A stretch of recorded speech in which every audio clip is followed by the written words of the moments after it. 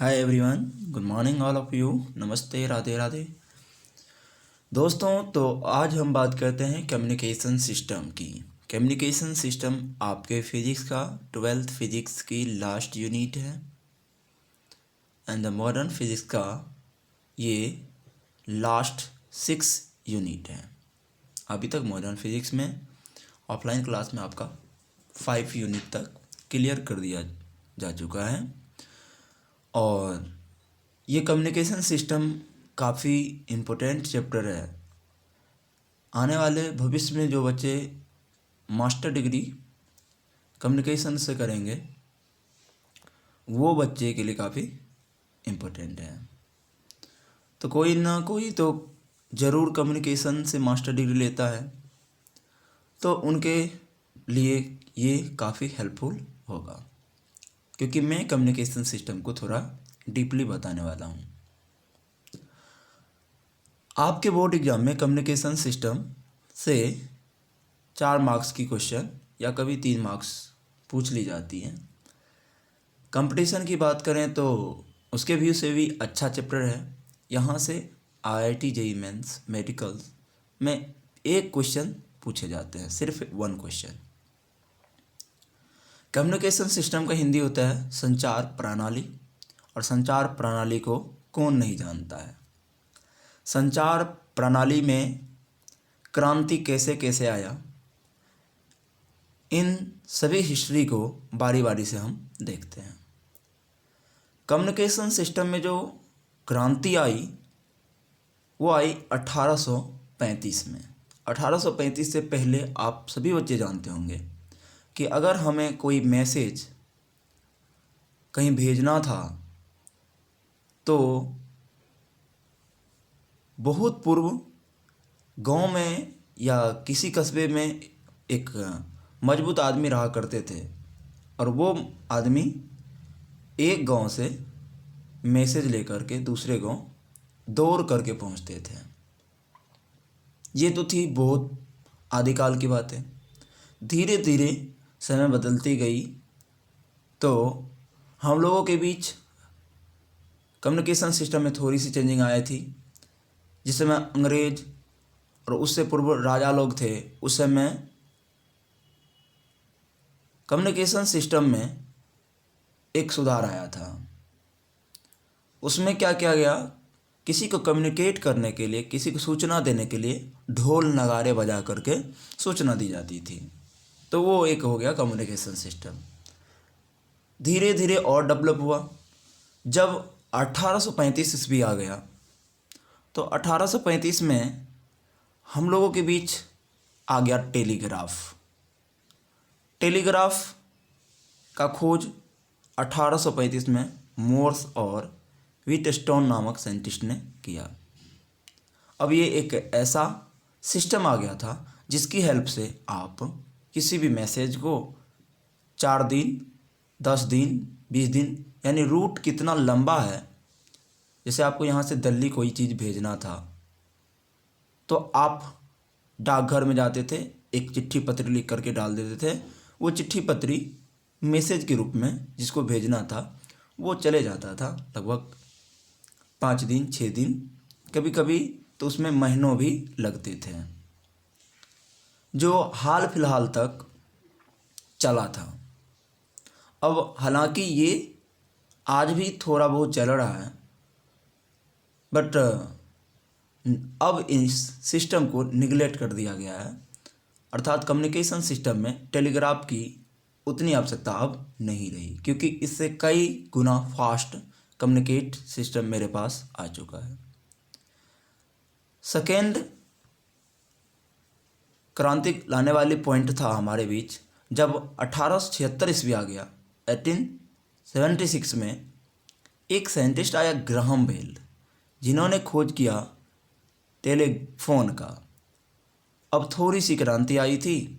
Telephone की help से हम लोग अपने किसी भी मैसेज को एक जगह से दूसरी जगह ट्रांसफ़र कर पाते थे। बट इसमें एक बहुत बड़ी एरर भी थी कि इसमें कभी अच्छे से बात होता था, कभी इसमें नॉइज़ ज़्यादा पकड़ लेते थे। तो ये सब बहुत ज़्यादा टेलीफोन में एरर था। टेलीफोन में मैं आपको बता दूं कि वायर पहले लगे हुए थे केवल एक जगह से दूसरे जगह तक, जो आप देखे होंगे एंटीना के थ्रू इस ये पकड़ता था, और उसमें बैंड वाले वायर लगे थे स्लाइड टाइप का, और वो फ्लाइट टाइप का जो वायर था उसमें काफ़ी ज़्यादा नॉइज आ जाते थे। इसीलिए टेलीफोन उतना ग्राहम बेल के द्वारा दिया गया सक्सेसफुल नहीं था। 1895 ईस्वी जब आया तो हम लोगों के बीच जेसी बोस, जो इंडिया के थे, जगदीश बोस, एंड जर्मनी के मार्कोनी साहब, जो बहुत दिनों से इसके पीछे काम कर रहा था। मैंने आपको पहले भी बेतार के तार के बारे में बताया था, वायरलेस तार के बारे में। वहाँ पर वायरलेस वायर का खोज मार्कोनी ने पहले ही कर दिया था EMW चैप्टर में। उनकी साथ वर्क करने वाले साइंटिस्ट थे जेसी बोस, और इन दोनों ने मिलकर के वायरलेस लाया। और वायरलेस का मतलब ये हुआ कि पहले जिस टेलीफोन को वायर से चलाया जाता था, अब क्या हुआ, वायरलेस होने के फलस्वरूप इनमें और क्रांति आ गया। बिना वायर का हम टेलीफोन कर सकते थे, लेकिन फिर भी उसमें भी थोड़ा बहुत नॉइज था, एरर थी। फिर क्या था, हम लोग सिर्फ तो कम्युनिकेट बोल करके कर पाते थे, एक दूसरे को देख नहीं पाते थे। लेकिन जैसे ही हम लोगों के बीच जेसी बोस और मार्कोनी ने मिलकर के बेतार का तार दे दिया, कि बेयर्ड नामक एक साइंटिस्ट ने क्या किया, तो टेलीविज़न का खोज कर दिया 1936 ईस्वी में। अब कम्युनिकेशन सिस्टम काफ़ी तेज़ी से आगे बढ़ चुके थे। अभी तक जो था, जैसे टेलीग्राफ था, टेलीफोन था, वायरलेस था, तो इनमें क्या था, 1 to 1 कम्युनिकेट कर पाते थे। मतलब अगर आप किसी को मैसेज भेज रहे हो तो उसके पास ही मैसेज आते थे। आप एक साथ 10 आदमी को कम्युनिकेट नहीं कर सकते थे। लेकिन जब टेलीविज़न आया तो टेलीविज़न से एक आदमी एक साथ 3 या 3 से अधिक 10-20 लोगों को क्या कर पाते थे, कम्युनिकेट कर पाते थे। इसीलिए इसको कहा गया ब्रॉडकास्ट। ब्रॉडकास्ट का मतलब हुआ कि ये एक ऐसा सिस्टम होता है जिसमें एक आदमी अपनी मैसेज को 10 आदमी को समझा सकता है। तो टेलीविज़न पर बहुत बड़ी क्रांति आ गई, क्योंकि इसमें हम आसानी से किसी का फ़ोटो देख पाते थे, लाइव आता था। लेकिन सभी लोग ये आसानी से नहीं कर सकते थे।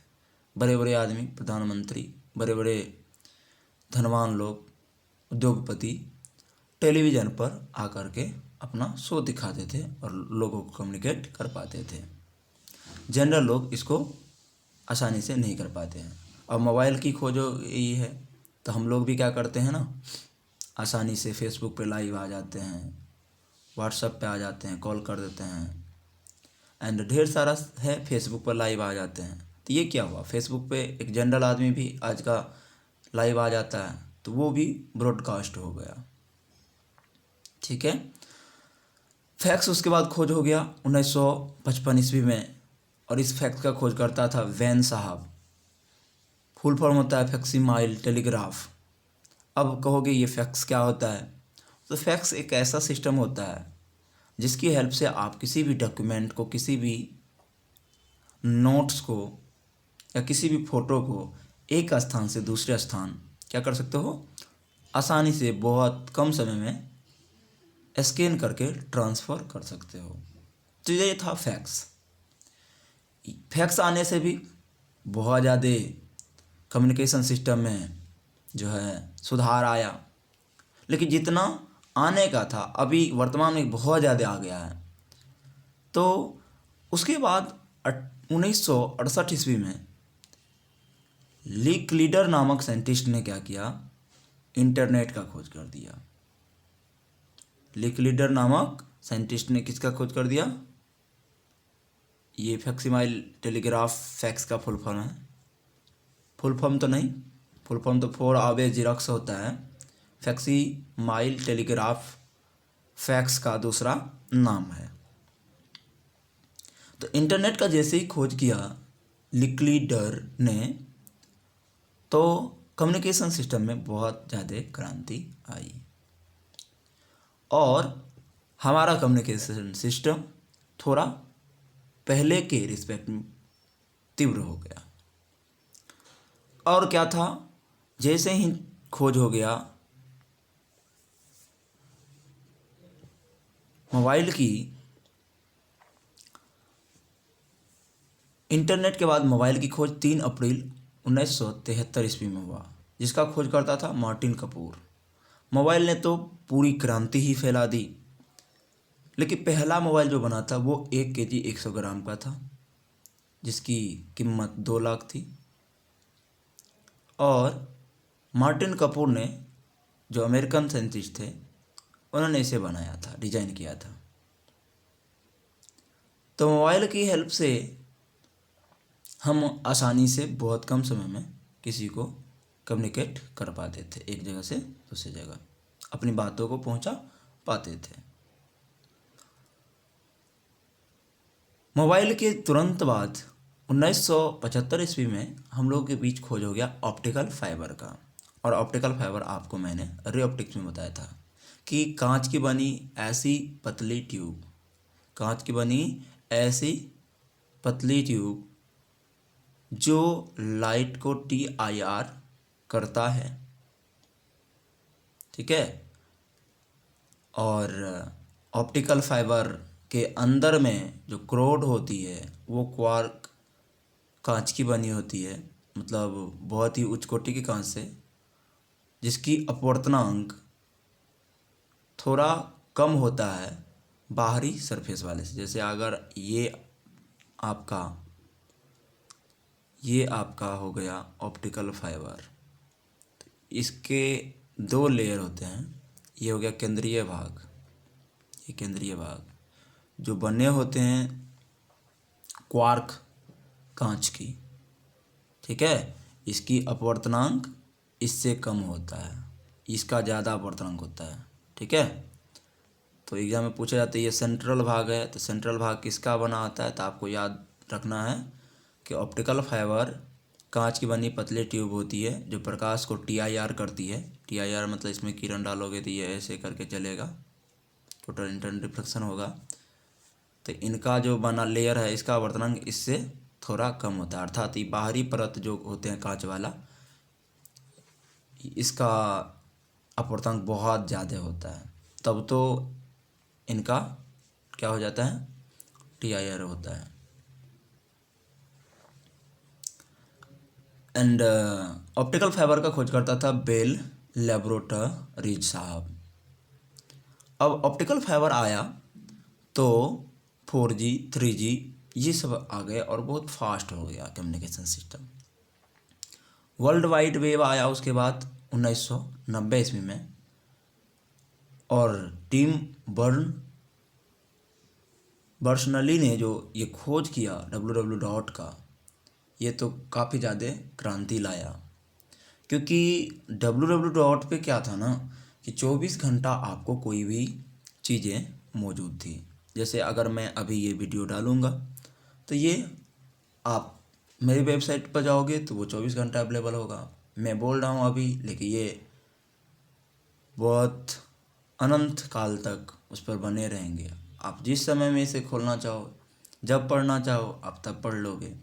यही कम्युनिकेशन सिस्टम में एक बहुत बड़ी खोज हुई www की। समझ गए आप? तो इस प्रकार से आपने देखा कि कम्युनिकेशन सिस्टम की हिस्ट्री थी, हम लोग कहाँ से कहाँ आ गए, और आज कम्युनिकेशन सिस्टम बहुत आगे आ चुकी है। हम लोगों के बीच कम्युनिकेशन बहुत आसान हो चुका है।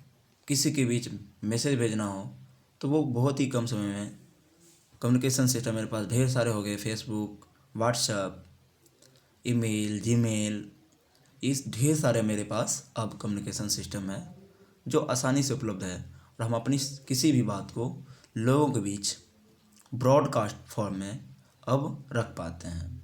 तो कम्युनिकेशन सिस्टम को देखो क्या किया गया है ना कि दो भाग में दो टाइप्स किया गया। पहला पॉइंट टू पॉइंट। और क्योंकि पॉइंट टू पॉइंट मतलब ये हुआ कि मैं बोल रहा हूँ और मेरे सिर्फ एक दोस्त सुन रहा है। समझ गए ना?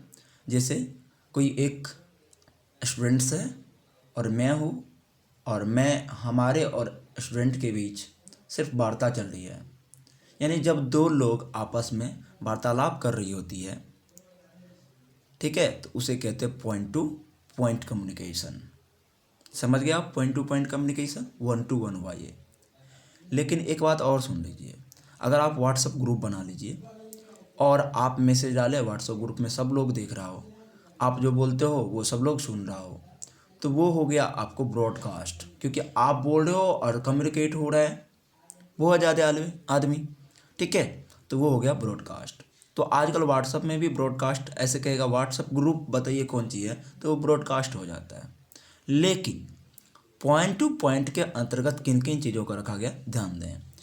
व्हाट्सएप पॉइंट टू पॉइंट हो गया communicate, mobile, email, Gmail, Telegram, ये सब। फिर मैं ग्रुप की बात नहीं कर रहा हूँ। अगर व्हाट्सएप ग्रुप बना लोगे तो वो चल जाएंगे ब्रॉडकास्ट, क्योंकि आप बोलोगे और 10 आदमी उसको देख रहा होता है, ठीक है ना। तो 1-to-many वो हो गए। मैं कह रहा हूँ सिगन मैसेज के बारे में कि आप भेज रहे हो और दूसरा बंदा उसे देख रहा है, ठीक है, आप भेज रहे हो और उधर से भी एक ही व्यक्ति है जो उसे देख पा रहा है। ये हुआ पॉइंट टू पॉइंट कम्युनिकेट करना। लेकिन ऑन टू मैनी मतलब आप बोल रहे हो और बहुत सारे लोग उनको समझ पा रहे हैं, ठीक है, बहुत सारे लोग उस मैसेज को देख पा रहे हैं, तो ये हो गया ब्रॉडकास्ट। ब्रॉडकास्ट के अंतर्गत सबसे पहले आया था टेलीविज़न, समझ गया ना। उसके बाद आया अभी वर्तमान युग में फेसबुक, गूगल, ठीक है, व्हाट्सएप ग्रुप भी कह सकते हो तुम, टेलीग्राम ग्रुप कह सकते हो। तो ये सब हो गया ब्रॉडकास्ट। ये सब है 1-to-many कम्युनिकेट करना। एक आदमी बोलेगा, बहुत सारे लोग उसको समझ सकते हैं, ये हुआ ब्रॉडकास्ट। दोस्तों हमारे पास सोनार और रडार, ये भी दोनों संचार के लिए यूज किया जाता है, ठीक है। सोनार का फुल फॉर्म होता है साउंड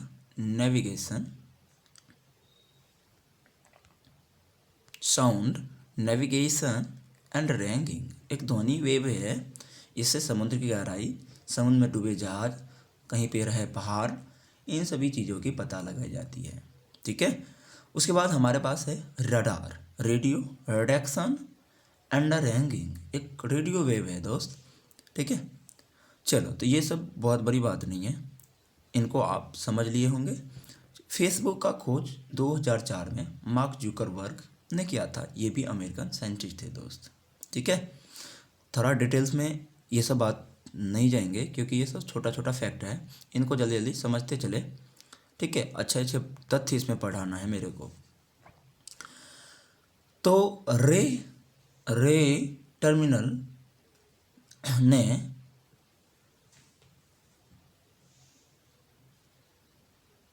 इलेक्ट्रॉनिक मेल खोज किया था, ठीक है। तो हमारे बीच इलेक्ट्रॉनिक मेल, टॉमलिंसन ने इलेक्ट्रॉनिक मेल अर्थात ईमेल का खोज किया था। 2009 में Brian Acton and Jan Koum ने मिलकर के व्हाट्सएप का खोज किया था दोस्त। तो ये हो गया व्हाट्सएप के बारे में और ये हो गया आपको ईमेल के बारे में। जीमेल का भी खोज टॉमलिंसन ने ही किया था। www ये वर्ल्ड वाइड वेब का शॉर्ट फॉर्म होता है दोस्त। ये दुनिया के ऑल कंप्यूटर या मोबाइल सोर्स से 24 घंटे कनेक्ट नेटवर्क है, जिससे हम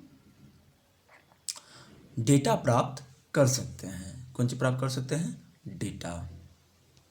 नेक्स्ट पॉइंट है फैक्स। एग्जाम में पूछे जाते हैं, थोड़ा केयर करिएगा। ये और ये बहुत इम्पोर्टेंट है बिहार बोर्ड के एग्ज़ाम के लिए, क्योंकि ये पिछले साल आप देखे होगे प्रीवियस ईयर में तो पूछा गया है www डॉट और फैक्स पर नोट्स लिखने। फैक्स क्या है दोस्त, कहना यह एक फैक्सीमाइल टेलीग्राफ का शॉर्ट फॉर्म है।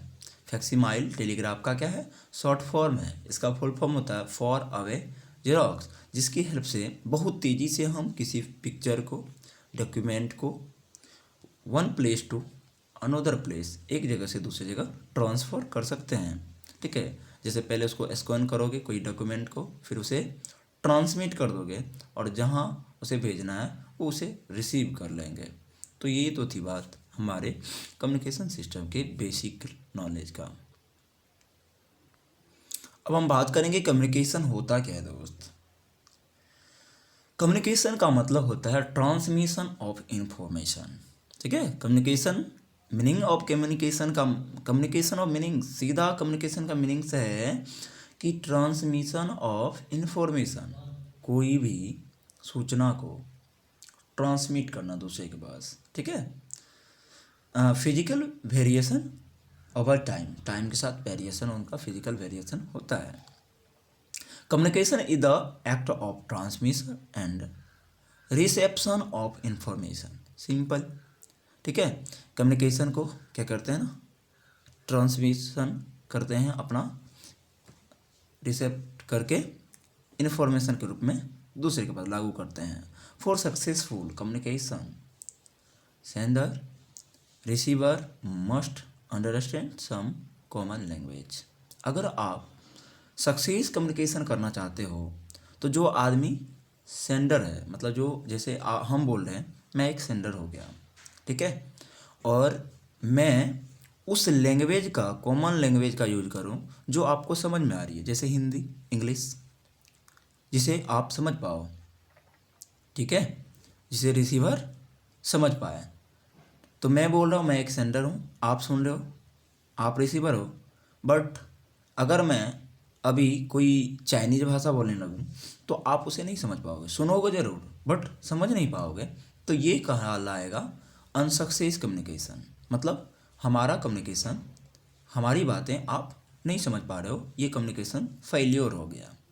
तो कम्युनिकेशन कब सक्सेसफुली होता है, जब सेंडर अर्थात जो कुछ कह रहा है वो, एंड जो उसको सुन रहा है रिसीवर, दोनों के बीच जो बात है वो कॉमन लैंग्वेज है, अर्थात सेंडर जो बोल रहा है वो लैंग्वेज को रिसीवर आसानी से समझ पा रहा है।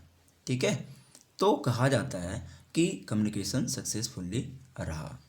क्लियर हो गया। एंड नेक्स्ट पॉइंट है, every communication system has the following 3 essential elements. किसी भी, प्रत्येक कम्युनिकेशन सिस्टम का ना 3 एसेंशियल एलिमेंट्स होते हैं जो कि बोर्ड एग्जाम में पूछे जाते हैं। आपसे पूछ लिया जाएगा कम्युनिकेशन सिस्टम के कितने एसेंशियल एलिमेंट्स है, कितने प्रमुख तत्व है। तो कम्युनिकेट करने का मुख्यतः 3 ही जो है एसेंशियल एलिमेंट्स है। जैसे ट्रांसमीटर, ठीक है दोस्त, आप कुछ बोलोगे तो एक सिस्टम उसे क्या करेंगे ना, आप जो कुछ भी बोलोगे मैसेज, उस मैसेज में उतनी फ्रीक्वेंसी नहीं होती है, मतलब कहने के लिए वो बहुत वीक होता है फ्रीक्वेंसी, उसकी सिग्नल वेरी वीक होती है। तो वो आपको किसी, जैसे ये मेरा फ़ोन है तो मैं बोल रहा हूँ, मेरी सिग्नल, मेरी ध्वनि की फ्रीक्वेंसी बहुत लो होती है, बट इस फ़ोन में ट्रांसमीटर लगे हुए हैं, तो वो फ़ोन में जैसे ही हमारी ध्वनि जाती है, ये फ़ोन क्या करती है, ट्रांसमीटर की हेल्प से उनको कर रहा है क्या, उनकी फ्रीक्वेंसी को बढ़ा रही है, बहुत ज़्यादा बढ़ा देती है। मतलब अलग से मेरा सिग्नल तो वीक है ऐसे, ठीक है, बट इस फ़ोन में एक सिग्नल बहुत बड़ा सा है जो बहुत स्ट्रॉन्ग होता है, उनको इसमें जोड़ करके एक नया सिग्नल को क्या करती है, रेडी करती है। समझ रहे मेरी बात को। तो वो सिस्टम कहलाती है आपको ट्रांसमिट करना। ठीक है, और हमारे फ़ोन से जो निकलेंगे और आपके बीच जाएंगे तो इसके बीच में खाली जगह है ना, स्पेस। ठीक है, मैं कुछ बोल रहा हूँ और आप कुछ सुन रहे हो, तो बीच में तो ट्रेवल करेगा वो मैसेज, तो वो जो बीच में खाली स्थान है वही कहलाता है चैनल। ठीक है, वही कहलाता है चैनल। माध्यम को अपना क्या बोलते हैं, चैनल। तो पहला हो गया ट्रांसमीटर, दूसरा हो गया चैनल एंड तीसरा हो गया आपको रिसीवर। CHANNEL है चैनल, और तीसरा हो गया रिसीवर। समझ गए? तो कम्युनिकेशन सिस्टम की एसेंशियली 3 एलिमेंट्स है। एक ट्रांसमीटर जो किसी भी वीक सिग्नल को क्या करती है, स्ट्रोंग करती है, यानी मॉड्यूलेशन करता है। मॉड्यूलेशन मतलब स्ट्रोंग करना। एंड ये कम्युनिकेशन चैनल में हुआ कि जिसमें वो ट्रेवल करते हैं, ट्रांसमीटर से निकल कर रिसीवर के बीच में जो स्पेस आती है, बीच में जो खाली स्थान है, वो कहलाते हैं चैनल।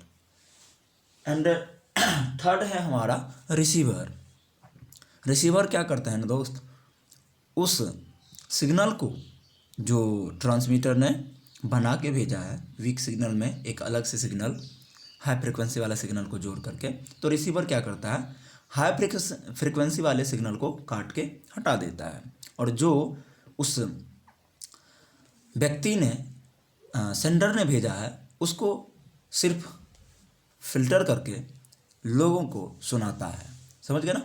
तो रिसीवर का काम है डीमोडुलेशन करना। डीमोडुलेशन मतलब वास्तविक में जो सेंडर ने भेजा था उसमें अलग से बहुत सारे नॉइज, वो ट्रांसमीटर ने जो उसमें वेरी हाई फ्रिक्वेंसी का जोड़ दिया था सिग्नल, उसको कट करके अलग कर देना, और वास्तविकता में जो सेंडर ने भेजा है उसे लोगों को सुना देना। ये है रिसीवर का काम। तो आई होप ट्रांसमीटर क्या करता है, मॉड्यूलेशन करती है, एंड रिसीवर क्या करती है, डीमॉड्यूलेशन करती है। और जिस युक्ति में मॉड्यूलेशन तथा डीमॉड्यूलेशन दोनों एक साथ हो उसको हम कहते हैं मोडेम। क्या कहते हैं? मोडेम। फिर से सुन लीजिए, ऐसा युक्ति जिसमें मॉड्यूलेशन तथा डीमॉड्यूलेशन दोनों हो उसको कहते हैं अपना मोडेम। क्या कहते हैं? मोडेम। चलिए, संचार निकाय का ब्लॉक डायग्राम। अब हम आपको एक डायग्राम दिखाते हैं संचार का, कम्युनिकेशन सिस्टम की, कि कम्युनिकेशन सिस्टम का डायग्राम कैसा होता है। सबसे पहले देखो, इन्फॉर्मेशन सोर्स, जैसे मैं बोल रहा हूँ तो मैं एक सूचना का सोर्स हो गया, बट सबसे पहले इसको मैंने कुछ बोला तो ये इन्फॉर्मेशन सोर्स हो गया। ठीक है, इनकी फ्रीक्वेंसी क्या होती है, वेरी लो होती है। कहने के लिए मैं कहूँगा कि हमारी जो सूचना निकली यहाँ मैसेज के फॉर्म में, जो सक्सेसफुली लैंग्वेज है, मैं समझ रहा हूँ कि मैं जो बोल रहा हूँ वो दूसरे कोई समझ सकते हैं, तब उसका नाम दे दिया जाता है मैसेज। ठीक है दोस्त? तो वो मैसेज की सिग्नल क्या है, वेरी वीक है। ठीक है, बहुत कमज़ोर होता है। जैसे मैं कुछ बोल रहा हूँ ना, वो सिग्नल उनकी फ्रीक्वेंसी बहुत कम होती है और वे उनकी सिग्नल वीक होती है। फ्रीक्वेंसी लो हो गया, सिग्नल वीक है, तो अभी जाएगा कैसे आपके पास? तो देखो, ये जाएगा सबसे पहले किसमें, ट्रांसमीटर में। ट्रांसमीटर क्या करेंगे, उसको मॉड्यूलेशन करेंगे। मॉड्यूलेशन मतलब जो सिग्नल वीक था उसमें अलग से एक हाई फ्रिक्वेंसी के सिग्नल को जोड़ेगा। ठीक है, आपकी जो ध्वनि निकल रही होती है, जैसे मेरा ध्वनि निकल रहा है, मैं बोल रहा हूँ, तो वो सिग्नल वीक है, वो कुछ ऐसा है, समय के साथ वेरी कर रहा है, तो आप समझ रहे होंगे कि ये है हमारा एनालॉग सिग्नल, एंड हमें तो इसे बहुत दूर तक भेजना है। तो ये ट्रांसमीटर क्या करेगा, इसमें अलग से एक हाई फ्रिक्वेंसी के सिग्नल को क्या करेगा, ये वाला फ्रिक्वेंसी के सिग्नल को इसमें जोड़ देगा। जब ये उसमें कनेक्ट करेगा तो ये सूचना काफ़ी क्या हो जाएंगे, हाई फ्रिक्वेंसी के हो जाएंगे, और ये आसानी से ट्रांसमिट हो जाएगा। तो यहाँ पर कहलाएगा ट्रांसमिटेड सिग्नल। कौन सिग्नल? Transmitted signal. तो ट्रांसमीटर का काम समझ गए, क्या करता है ये, मॉड्यूलेशन करती है। जो वीक सिग्नल होती है उसमें अलग से एक हाई फ्रिक्वेंसी के सिग्नल को जोड़ करके ट्रांसमिटेड सिग्नल बना देती है। अब चलो, अब ये बहुत ताकतवर है, तो रास्ता में क्या है ना, बहुत ज़्यादा खाली स्थान है, माध्यम है, चैनल है, उसमें बहुत सारे नॉइज होते हैं। नॉइज मतलब विभिन्न प्रकार की और सब सिग्नल होते हैं। ठीक है दोस्त, रास्ते में बहुत सारे सिग्नल विग्नल होते हैं।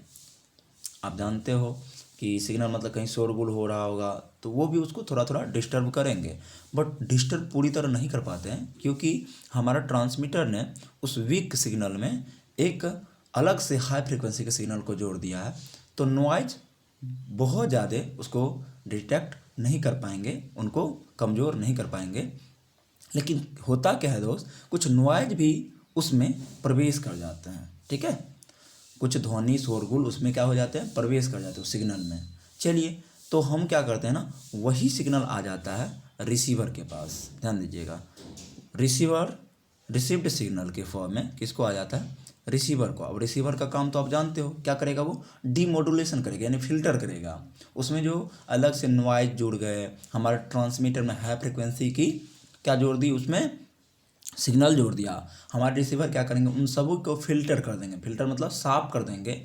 शुरू में बंदा ने जो भेजा था वो सिर्फ क्या करेंगे, लोगों को, यूजर को देंगे। तो यहाँ से वो क्या करेगा, फिल्टर करेगा, यानी उसमें से हाई फ्रिक्वेंसी के जो सिग्नल है उसको कट करेगा, नॉइज जो कुछ जुड़ के आ गया था उसको कट करके हटा देंगे, बचा प्योर जो इन्फॉर्मेशन शुरू में सोर्स ने बताया था, उसी लो फ्रिक्वेंसी की सिग्नल को बाहर भेज करके यूजर को इन्फॉर्मेशन देगा कि आपको ये कहा गया है। तो आप आई होप कि ये पूरा डायग्राम को, ब्लॉक डायग्राम समझ गए होंगे। याद रखें 2 मार्क में आपके ब्लॉक डायग्राम पूछी जा सकती है, तो आप ब्लॉक डायग्राम को एक बार 2 बार जरूर रिवीजन करो। मैं आपको ब्लॉक डायग्राम अच्छे से समझा दिया हूँ, एक बार 2 बार जरूर रिवीजन करें, ठीक है दोस्त। एंड अब है हमारा सिग्नल क्या होता है। इससे पहले चैप्टर में इलेक्ट्रॉनिक्स में आपको सिग्नल बताया गया था, बट एक बार मैं फिर से आपसे कुछ सिग्नल बता दूँ। It is a signal valued function of time that carries the information. It is usually in electrical form, is suitable for transmission. ये 2 प्रकार के होते हैं, एक एनालॉग सिग्नल, एक डिजिटल सिग्नल। तो ये सभी सिग्नल के बारे में मैंने पहले भी चर्चा किया था कि ऐसा सिग्नल जो टाइम के साथ क्या करती है, वेरी करती है, ठीक है, वो होता है एनालॉग सिग्नल, इसकी ग्राफ साइनोसॉइडल होती है, ठीक है दोस्त। एंड आपको डिजिटल सिग्नल भी बताए थे कि ये स्पंद के फॉर्म में चलता है, कुछ ऐसा चलता है, आपको पता होना चाहिए, ऐसा चलता है। ये हो गया आपका कौन सा सिग्नल, ये कौन सा सिग्नल है आपका, ये है आपका डिजिटल सिग्नल, ठीक है। ये हो गया 0, ये हो गया 1, ये हो गया 0, ये हो गया 1। तो ये इनका हाई जो है ना 1 होता है, यस, और ये होता है 0, नो। इसको कभी कभी 5 वोल्ट माना जाता है, इनको माइनस, यहाँ पे 0, और नीचे अगर ये जा रही है तो -5 वोल्ट, ठीक है। तो आप कहेंगे क्या कि एनालॉग सिस्टम जो है डिजिटल सिग्नल, इसको डिजिटल सिग्नल 0 और 5 के बीच क्या करती है, वर्क करती है। आई होप आप सभी बच्चे को समझ में आ गए होंगे। तो नेक्स्ट डे इससे आगे बात करेंगे दोस्त, ठीक है, इट्स ओके।